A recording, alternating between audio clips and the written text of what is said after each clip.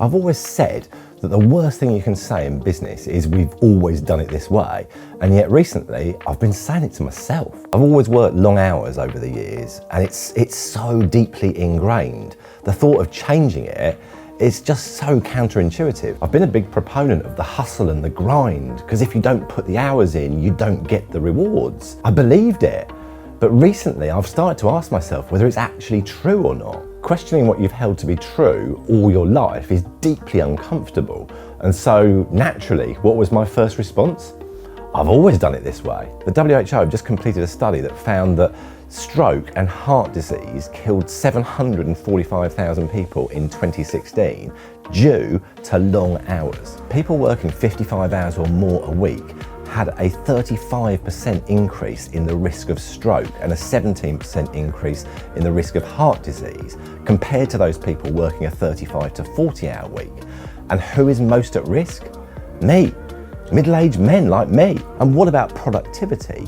Well, John Pencavel, who is the economics professor at Stanford University, found that productivity per hour sharply declines when people work over 50 hours a week and absolutely falls off a cliff when they're doing over 55 hours a week. And those who put in over 70 hours a week, well, they get about as much done as the people that are doing 55. So working long hours can significantly adversely impact your health, and it doesn't mean that more work gets done. Working less can actually be more productive, so limiting the hours that we work can make us work smarter, not harder or longer. It's also going to lead to greater job satisfaction and reduced stress as well. So why does it still feel wrong? I've seen the evidence, and yet I still can't help but think to myself that if I work less hours, I'll get less done. This obsession with presenteeism and hours at the desk is a really hard one to break when you've believed it all your entire life. It's not a generational thing either. It's so ingrained in British culture that despite being labelled as